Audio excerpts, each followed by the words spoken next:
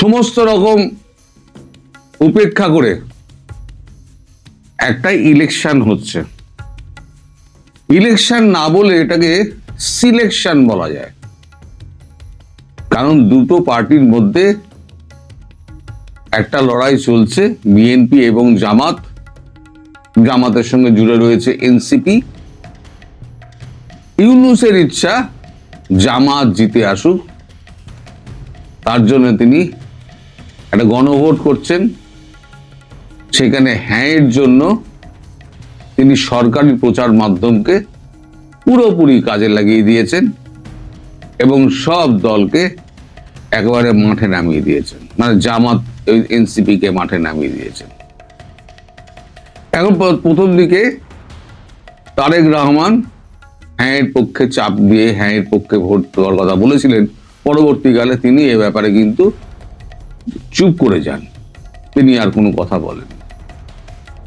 এখন ব্যাপারটা হচ্ছে, ভারতের একটাই দাবি ছিল, সেটা হচ্ছে অন্তর্ভুক্তিমূলক নির্বাচন, অংশগ্রহণ, সর্বাত্মক অংশগ্রহণ এবং অন্তর্ভুক্তিমূলক নির্বাচন।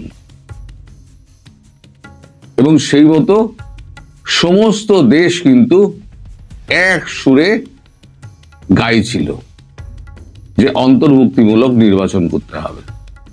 কিন্তু সমস্ত দেশ, সমস্ত বিশ্বকে উপেক্ষা করে ডক্টর মোহাম্মদ ইউনূস তিনি নিজের জেদ বহাল রাখার জন্য, নিজের ক্ষমতায় টিকে থাকার জন্য, কেন ক্ষমতায় টিকে থাকতে চাইছেন, মানে থাকার তার প্রসঙ্গ আসছে, তাই পরে আসছি, তিনি একটা সিলেকশন করছেন, ইলেকশন নয় সিলেকশন। সেখানে জামাতকে তিনি নিয়ে এলে জামাতের থেকে প্রধানমন্ত্রী করে তিনি রাষ্ট্রপতি হবেন, এরকম একটা তার মনের গোপন ইচ্ছে আছে। আমি বলেছিলাম বহু আগে, দেহত্যাগ না করলে উনি পদত্যাগ করবেন না। অনেক সময় আমিও ভুলভাল বলেছি, সেই জন্য আমি ক্ষমা প্রার্থী যে ইউনূস গেল বলে। কিন্তু ইউনূস যাওয়ার পাত্র নয়। ইউনূস কিন্তু ওই চেয়ারে আমৃত্য বসে থাকার একটা ফন্দি আঁটছেন। এই যে জামাত, ধরে নিন জামাত ইলেকশনে জিতে এলো, বিএনপি কি ছাড়বে? বিএনপি ছাড়বে না। এত বছর বাদে ক্ষমতার কাছাকাছি এসে বিএনপি কি হাত থেকে ট্রফিটা ছেড়ে দেবে? আর জামাত জানে যে আমি কোনোদিনও আর এই সুবর্ণ সুযোগ পাবো না। তো এই সুবর্ণ সুযোগ যেটা আমার সামনে এসছে, সেটাকে আমায় ধরতেই হবে। ফলে দুপক্ষের মধ্যে একটা কঠিন লড়াই হবে। এই লড়াইয়ে আওয়ামী লীগের কি হবে? দেখুন, আওয়ামী লীগের হচ্ছে এক্সিস্টেন্সের প্রশ্ন। কিছু লোক তো পালিয়ে আছেন, যারা যারা আছেন তারা গ্রামাঞ্চলের মানুষ বেশি। এখন শহরে ম্যান টু ম্যান মার্কিং হয় না, করা যায় না, সম্ভব নয়। কিন্তু গ্রামাঞ্চলে ম্যান টু ম্যান মানে মার্কিং করে চলা হয়। ওই ফুটবলে ম্যান টু ম্যান মার্কিং যেটা আছে না, ওই ভোটের বাজারেও কিন্তু হয়। কোন বাড়ি থেকে ভোট দিতে গেল কে, কে গেল না, সব কিন্তু হিসেব করা হয়। সুতরাং তারা এক্সিস্টেন্সের জন্য হয়তো ভোট দিতে যাবেন, সম্ভবত তারা ওই গণভোটের নাই ভোট দেবেন এবং যে যার এলাকা অনুযায়ী বাঁচার জন্য কেউ বিএনপি, কেউ জামাতকে ভোট দিতে পারেন। এটা আমার ধারণা। আমি ভুল হতে পারি, ঠিকও হতে পারি। এখন তাদের যা অবস্থা, আমি যদি অবস্থার মধ্যে পড়তাম আমিও হয়তো সেটাই করতাম, কারণ আমার কাছে পরিবার আগে, নিজের প্রাণ আগে। যা হারিয়েছি তো হারিয়েছি, যেটুকু আছে সেটুকু তো থাক, পরে যা হবে দেখা যাবে।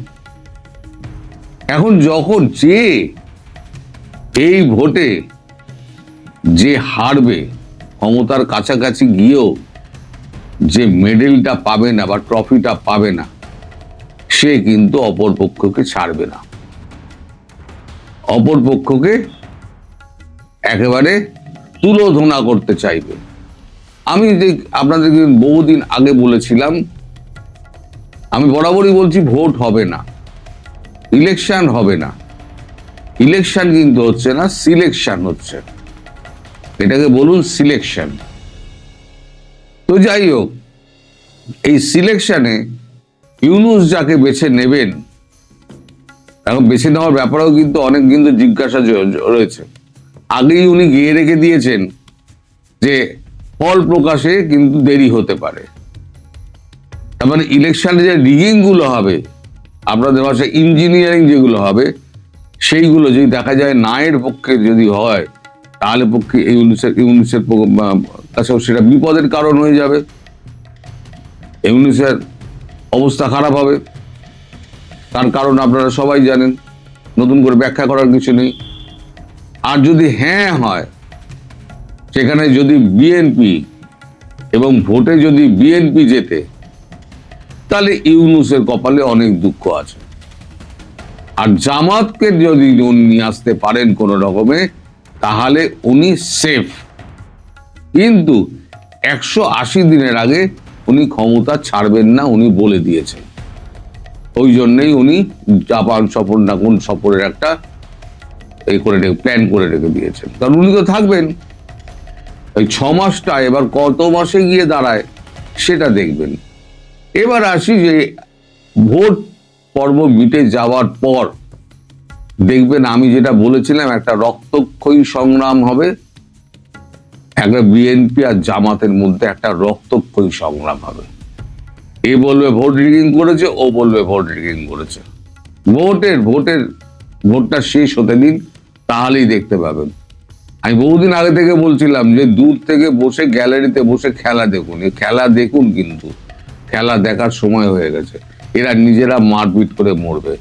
কিন্তু ভারত কি করবে?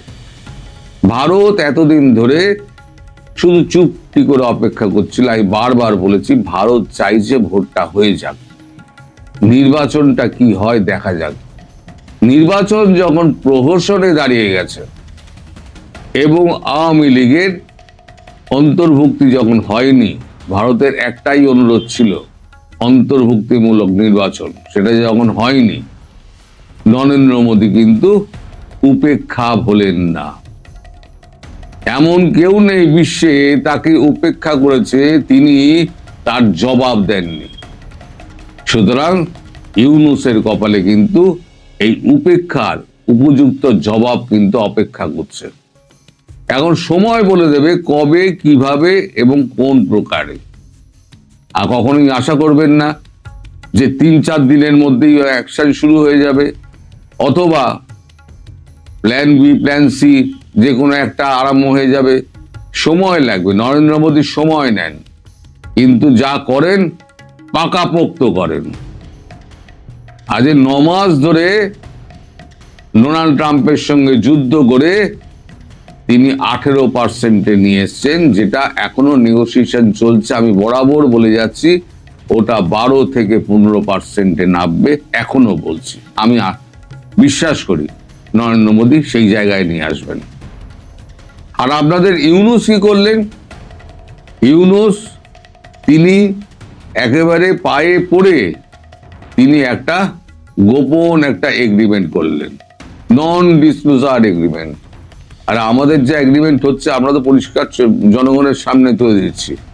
নন ডিসক্লোজার এগ্রিমেন্ট কি? ভারত মানে বাংলাদেশকে একেবারে পথে বসিয়ে একেবারে কলোনি বানিয়ে দিচ্ছে আমেরিকার।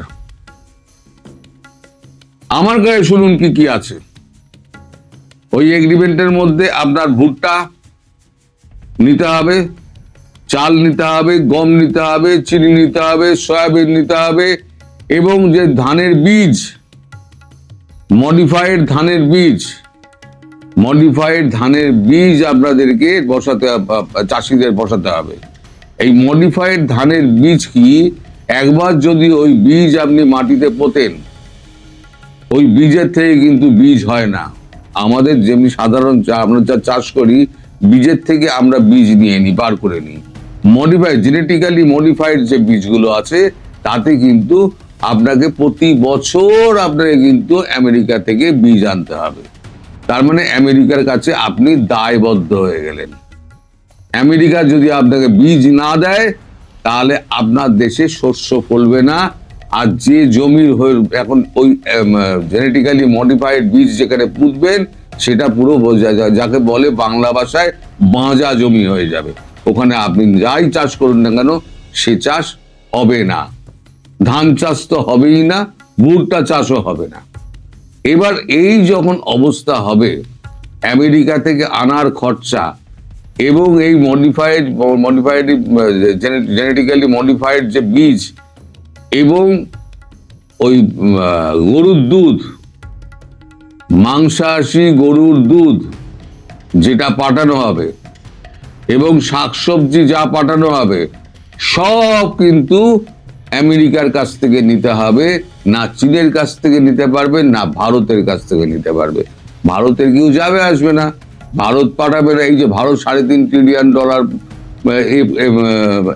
ইউরোপিয়ান ইউনিয়নের সঙ্গে করলো, এই আমেরিকার সঙ্গে $3 ট্রিলিয়ন ট্রেড এগ্রিমেন্ট করলো, এছাড়া আপনার কি বলে ব্রিটেনের সঙ্গে হচ্ছে, অস্ট্রেলিয়ার সঙ্গে হয়েছে, আমাদের কলম্বোর সঙ্গে হয়েছে, রাশিয়ার সঙ্গে হয়েছে, চীনের সঙ্গে হয়েছে, সবার সঙ্গে হয়েছে। ভারতের তো অসুবিধে নেই। বাংলাদেশে কি 10-12 বিলিয়নের মাল গেল কি না গেল ভারতবর্ষে কেউ যায় আসে না। ভারতবর্ষ দিয়ে যাচ্ছিল কেন? যে ঠিক আছে সন্তুষ্ট রাখো যদি কোনো কাজ হয়, কিন্তু যে টেরা সে তো টেরাই। ওর আজন্ম এখানে থাকার একটা খায়েশ জন্মেছে। তো যতক্ষণ না পশ্চাৎ দেশে একটা কঠিন লাথি পড়ছে ততক্ষণ পর্যন্ত উনি কিন্তু যাবার বান্দা নন। আর এই একটা নির্বাচনকে ঘিরে যখনই রক্তক্ষয়ী সংঘর্ষ হবে, আমার কথা মিলিয়ে নেবেন আজকে, সেটা 1 মাস বাদে হোক 2 মাস বাদে হোক, রক্তক্ষয়ী সংঘর্ষ যখন একটা চরম মাত্রা নেবে তখন দেখবেন ভারতের ভূমিকা। নরেন্দ্র মোদী তখন ওই দেশে ঢুকে কি তাণ্ডব করেন সেই দিন আপনারা নরেন্দ্র মোদীকে